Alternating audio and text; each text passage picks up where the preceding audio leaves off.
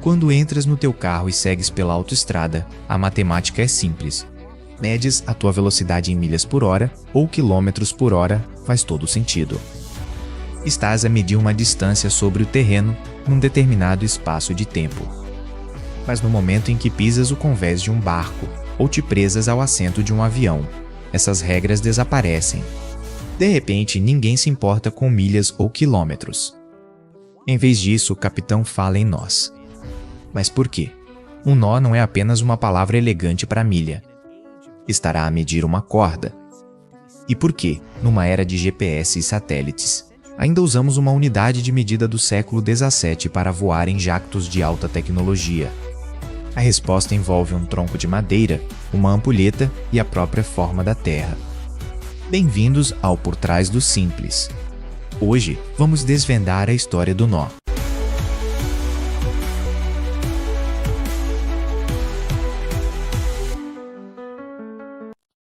Para compreender o nó, temos de recuar ao século XVII. Nessa época, os navios não tinham GPS, nem radar, nem velocímetros digitais. Mas conhecer a velocidade era uma questão de vida ou morte. Se não sabias a que velocidade ias, não conseguias calcular a distância percorrida, o que significava que podias colidir com um recife ou perder-te no meio do oceano. Por isso, os marinheiros criaram uma invenção de uma simplicidade brilhante, chamada shiplog, o tronco de medição. Eis como funcionava. Pegavam num pedaço de madeira em forma de fatia de tarte e carregavam-no com chumbo para que flutuasse na vertical dentro de água. Este pedaço de madeira estava ligado a um longo carretel de corda. Mas não era qualquer corda. Os marinheiros tinham atado nós reais ao longo da linha, a intervalos muito precisos, exatamente 47 pés e 3 polegadas de distância entre cada nó. Quando o capitão queria medir a velocidade, o marinheiro lançava o tronco ao mar. O tronco ficava fixo na água enquanto o navio avançava, puxando a corda à medida que o carretel se desenrolava. Outro marinheiro virava uma ampulheta, normalmente um temporizador de 28 segundos. O marinheiro que segurava a corda deixava correr entre os dedos e contava literalmente os nós à medida que passavam. 1, 2, 3. Quando a areia acabava, gritava: "Para!" Se 5 nós tinham passado pelas suas mãos, o navio movia-se a 5 nós. Esta é a origem literal da palavra. Usamos o termo nó hoje porque há 400 anos os marinheiros contavam nós físicos numa corda de cânhamo. Mas aqui está a questão de $1 milhão. Por que exatamente 47 pés de distância entre os nós? Por que não 10 pés? Por que não 100? É aqui que a história da velocidade se transforma na ciência da Terra. Vês, em terra usamos milhas terrestres, chamadas statute miles.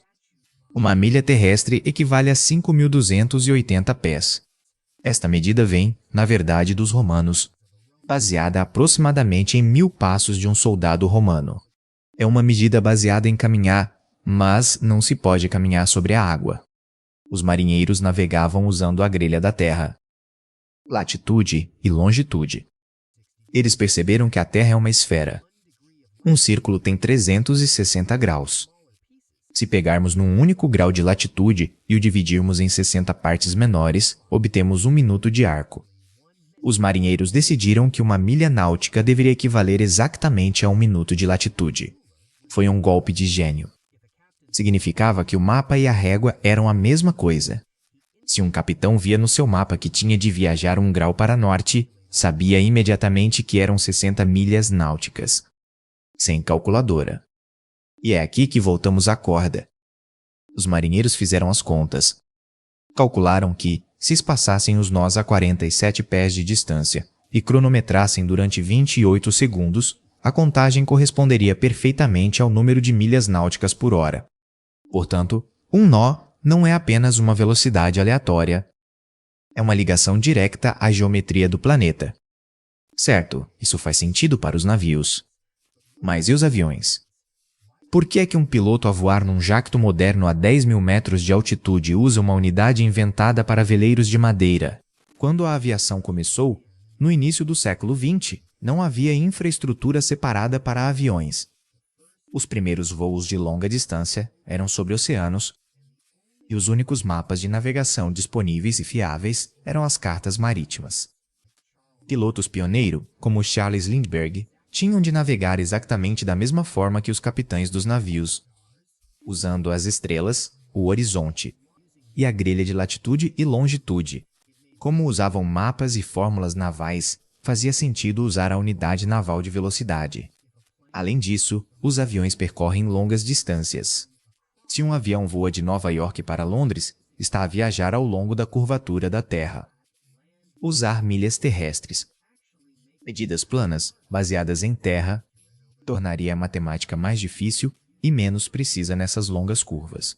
Usar nós simplifica os cálculos, porque fala a linguagem das coordenadas da Terra. Por isso, da próxima vez que ouvires um piloto anunciar que estão a voar a 500 nós, saberás que não está apenas a usar um termo de aviação sofisticado. Está a usar uma unidade de medida que remonta marinheiros a lançar troncos ao oceano.